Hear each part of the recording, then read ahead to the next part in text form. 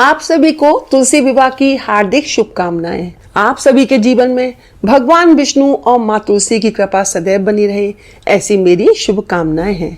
मैं डॉक्टर मनीषा शर्मा आप सबका हृदय से स्वागत करती हूँ। आज की इस वीडियो में मैं आपको तुलसी विवाह की संपूर्ण सरल पूजा विधि बताऊंगी कि किस प्रकार तुलसी विवाह सरल तरीके से किया जा सकता है।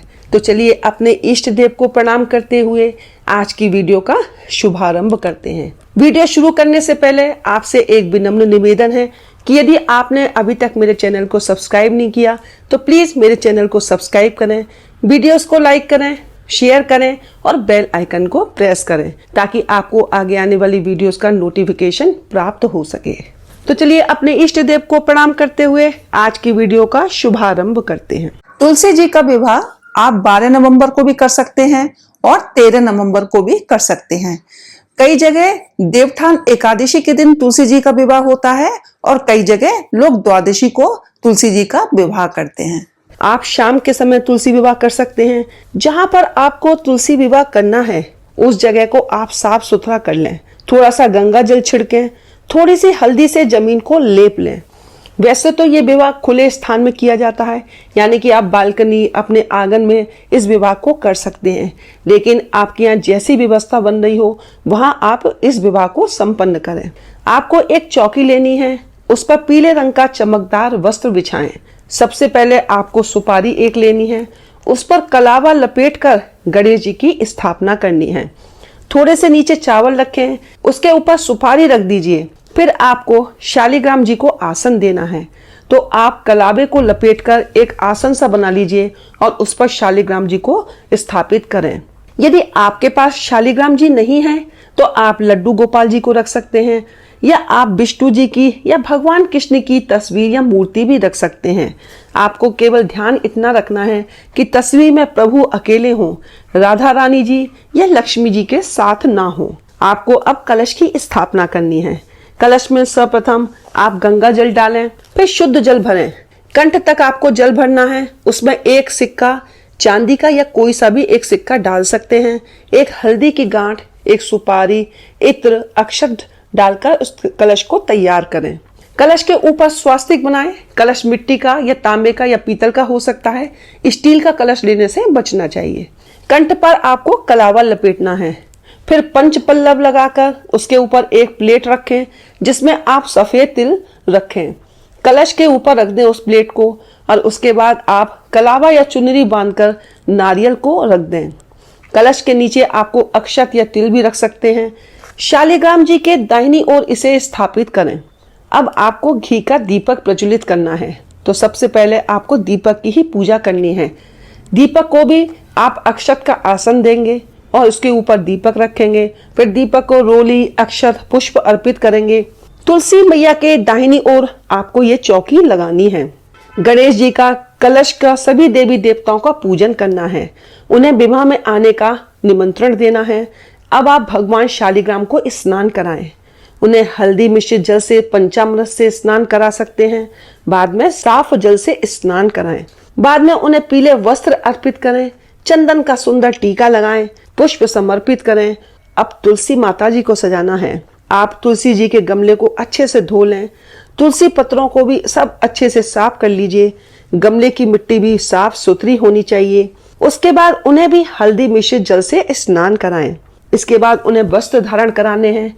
आप लहंगा या साड़ी कुछ भी आप उनको पहना सकते हैं, नहीं तो आप लाल चुन्नी भी उन्हें पहना सकते हैं। शालिग्राम जी को कलावा चढ़ाएं, उन्हें जनेऊ पहनाएं, इत्र अवश्य लगाएं, चंदन से टीका कराएं, उन्हें सफेद तिल अर्पित करने हैं। शालिग्राम जी को सुंदर सा मुकुट पहनाना है। सबसे पहले अब आपको गठबंधन करना है। भगवान शालिग्राम के पीले पटके के ऊपर तुलसी मैया जी की लाल चुन्नी रखें। अब इसमें एक हल्दी की गांठ, एक सुपारी, चावल 11 या 21 रुपए रखें और अब आप इसमें गांठ बांध दीजिए। गठबंधन के बाद पीला जो पटका है वो शालिग्राम जी को उड़ा दें और लाल चुनरी माँ को उड़ा दें। अब 2 फूलों की माला लें। सबसे पहले तुलसी जी को माला को छुआकर शालिग्राम जी को माला पहना दें। उसके बाद शालिग्राम जी से माला छुआकर तुलसी जी को माला पहना दें। इस तरह से ये जयमाला का प्रोग्राम संपन्न हो जाता है। तुलसी मैया का श्रृंगार करें, उन्हें चूड़ी, बिंदी, पायल, महावर, हल्दी लगाएं।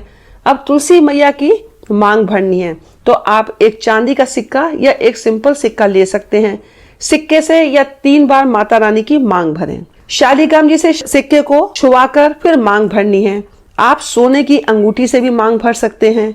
बिछिए उनको पहनाएं, पायल पहनाएं। अब आपको तुलसी मैया की गोद भरनी है। माँ की चुनरी में 5 बार मखाने भरने हैं या और भी ड्राई फ्रूट्स आप उनकी चुनरी में रख सकते हैं। इस तरह से आप उनकी ये गोद भर सकते हैं। मौसमी फल का भोग लगाएं। सिंघाड़ा, केला, अमरूद, शकरकंदी, गन्ना आदि रखें। खीर, पूरी, हलवा, मालपुए का भोग लगाएं। खीर आप यदि एकादशी के दिन विवाह कर रहे हैं तो मखाने की बनाइएगा। बाजार की मिठाई का भी आप भोग लगा सकते हैं। इसके बाद आपको पांव पखारने हैं।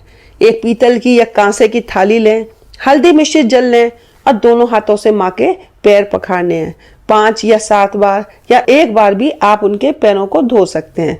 फिर शालिग्राम जी के पैर पखारें। इसके बाद आपको उनकी परिक्रमा करनी है। 7 या 11 बार परिक्रमा करें। जो घर के पुरुष हैं वो शालिग्राम जी को उठाएंगे और घर की जो महिला हैं वो तुलसी मैया को उठाएंगी। परिक्रमा जब करेंगे तो मैया आगे रहेंगी और शालिग्राम जी पीछे रहेंगे। फेरों से पहले आपने जो माँ की गोद भरी थी उस सामग्री को आप अपनी गोद में भर लीजिएगा और अपनी मनोकामना को भी अवश्य बोलिएगा। फिर आपको फेरे कराने हैं। फेरों के बाद आरती करनी है, क्षमा याचना मांगनी है।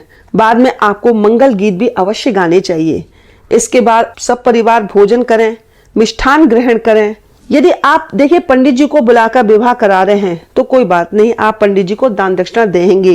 यदि आप स्वयं विवाह कर रहे हैं तो पंडित जी के लिए दान दक्षिणा अवश्य निकाल कर रखिएगा।